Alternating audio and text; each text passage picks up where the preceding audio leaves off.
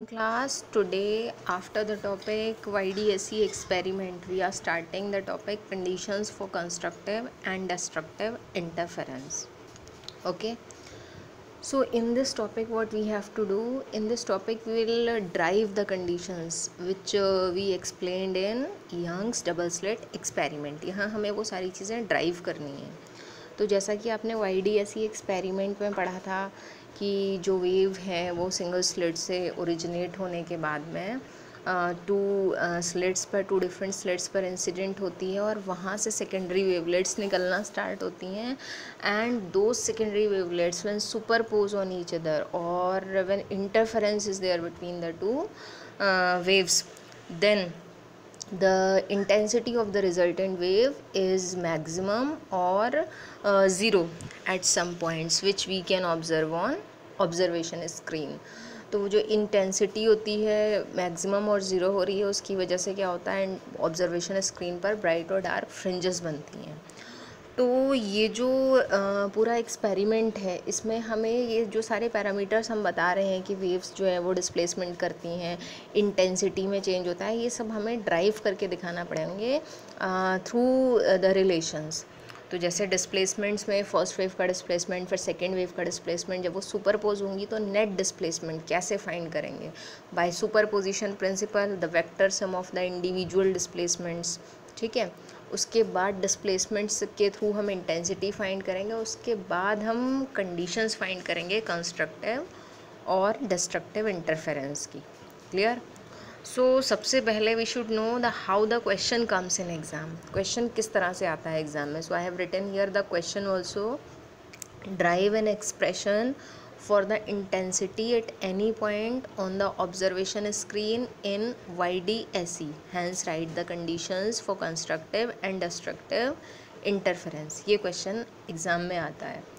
तो अगर इस तरह से दे रखा है कि drive an expression for the intensity, इसका मतलब आपको एक तो रिजल्टेंट वेव का सबसे पहले इंटेंसिटी से भी पहले डिस्प्लेसमेंट फाइंड करना होगा, उसके बाद में आपको फाइंड करनी है इंटेंसिटी. स्टेप बाय स्टेप करेंगे, then the marks you can score.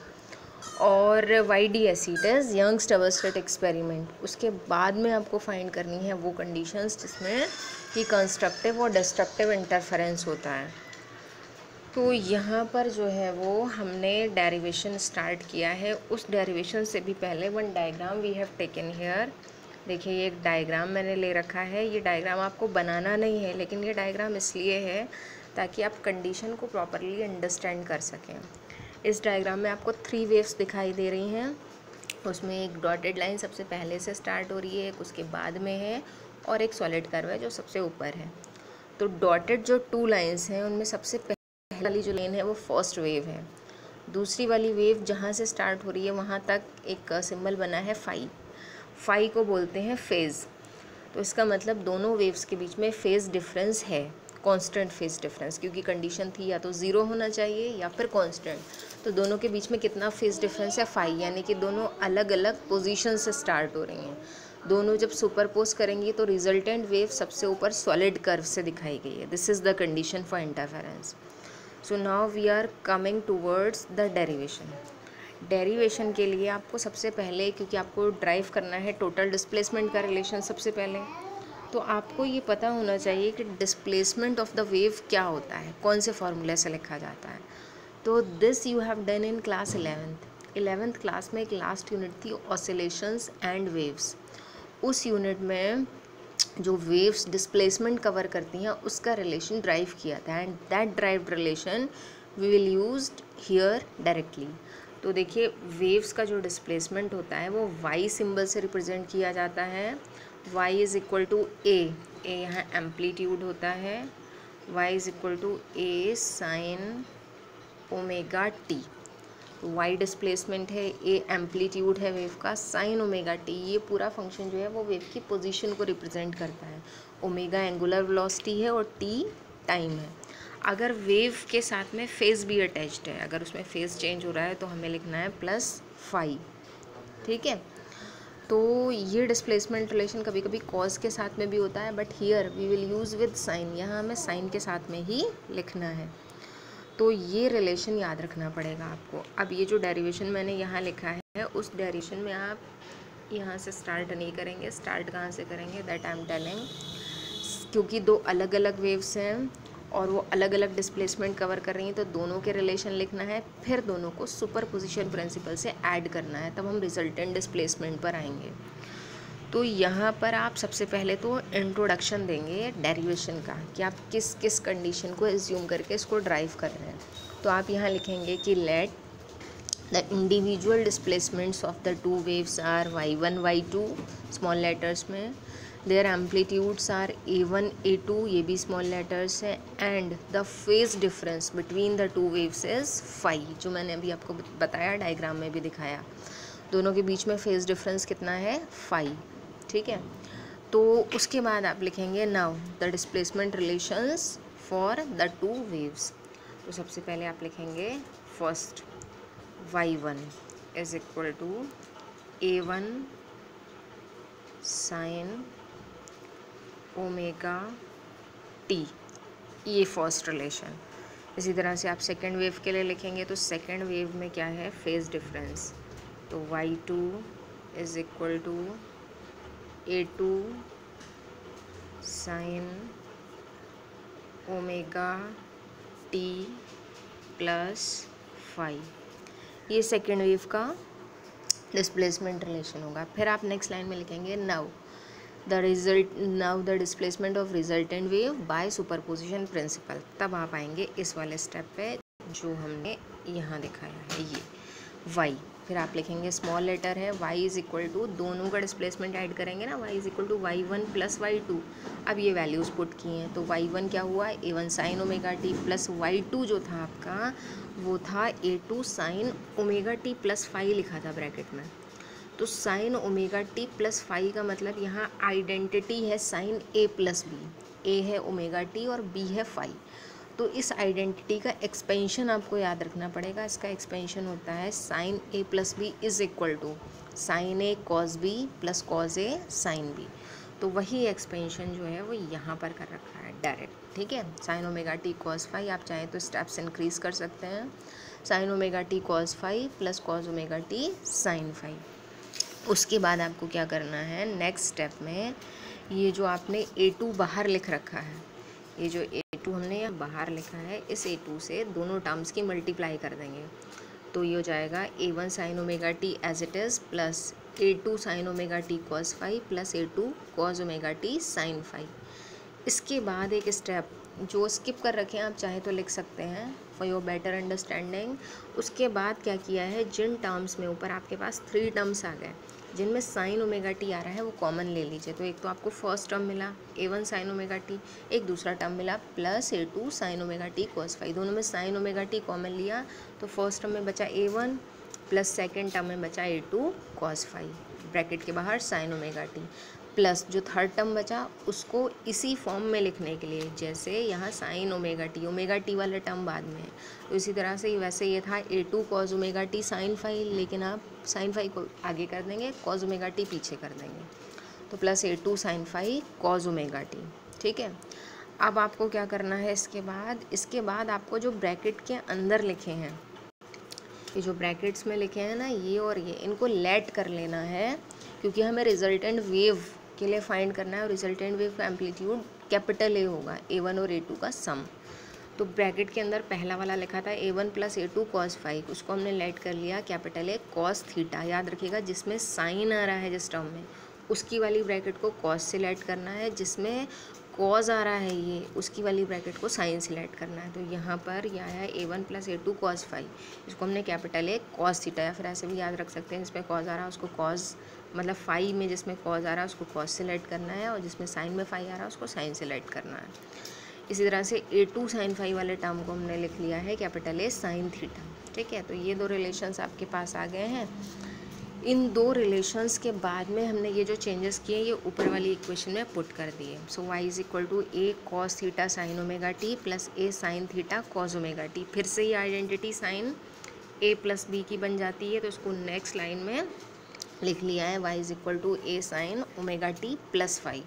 तो इसके नीचे आप लिख देंगे कि this is the relation for resultant wave. Resultant wave का डिस्प्लेसमेंट ये है। ठीक है, एक स्टेप तो आपने ये कर लिया। अब आपको फाइंड करना है रिजल्टेंट वेव का एम्पलीट्यूड। तो एम्पलीट्यूड के लिए ये जो दो इक्वेशंस थी ये वाली, इसी में रिजल्टेंट वेव का एम्पलीट्यूड आ रहा है कैपिटल ए, तो इन दोनों रिलेशंस को आप स्क्वायर करके ऐड कर देंगे, क्योंकि इसमें कॉस थीटा आ रहा है, इसमें साइन थीटा आ रहा है, और जब स्क्वायर करके ऐड करेंगे तो cos square theta plus sine square theta क्या हो जाएगा 1, तो सिर्फ आपके पास ए बचेगा। तो इनके नेम्स दे दीजिएगा, चाहे तो 1 2 या जो भी आपने नंबर अगर लिखे हैं जो जिनकी भी नीड पड़ रही है। तो squaring and adding these two equations, तो जब आपने इनको स्क्वायर करके ऐड किया तो आपके पास रिलेशन आ जाता है ये वाला, ये रिलेशन आपके पास आ जाता है यहाँ से, a is equal to √a1 square plus a2 square plus 2a1 a2 cos phi.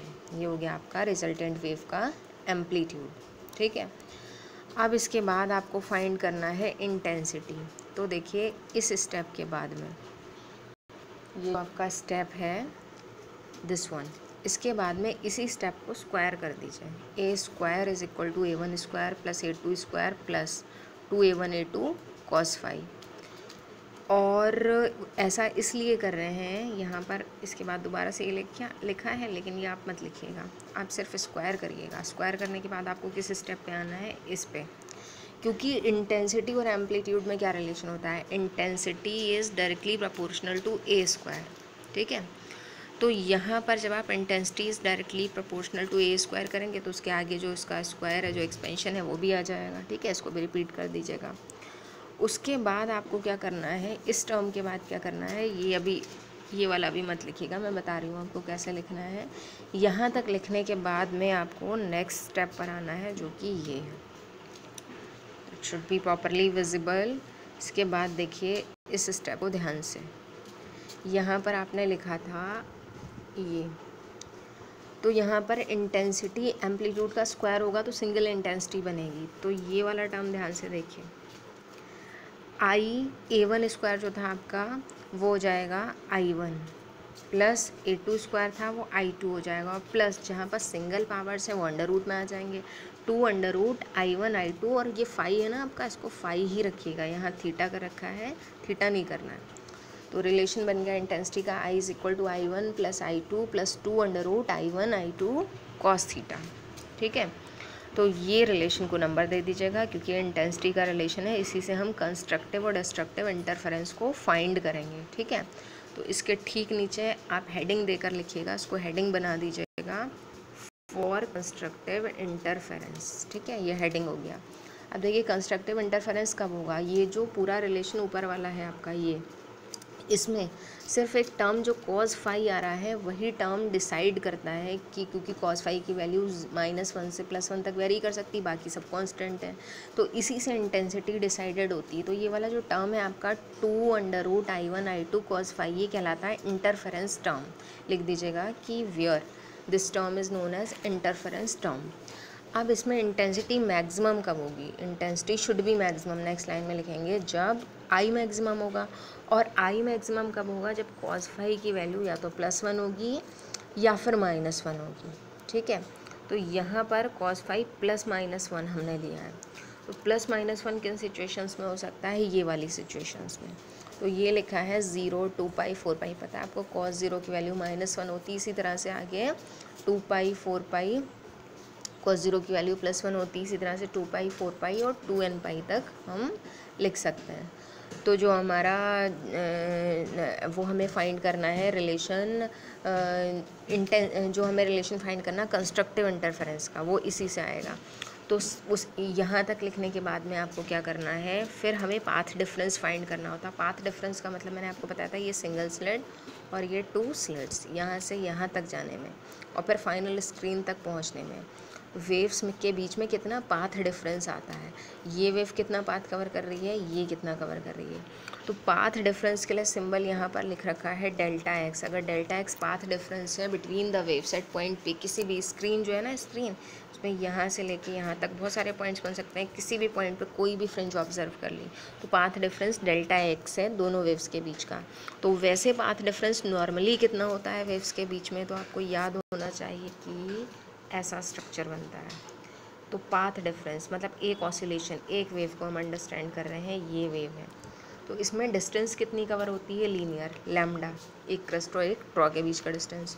और एंगुलर कितना डिस्प्लेसमेंट होता है, 2 पाई, क्योंकि आपको पता है ये और प्लस ये कितना एंगल बना, 2 पाई, ठीक है। तो इसलिए देखिए यहाँ स्टेप में ये लिखा है, ये लिखा है आपका लैम्डा अपॉन 2 पाई। तो आप ये सोचेंगे लैम्डा अपॉन 2 पाई कहाँ से आया, तो delta x is equal to lambda upon 2 pi into जो फेज डिफरेंस दे रखा था दैट इज़ 5, वो यूज़ कर लिया।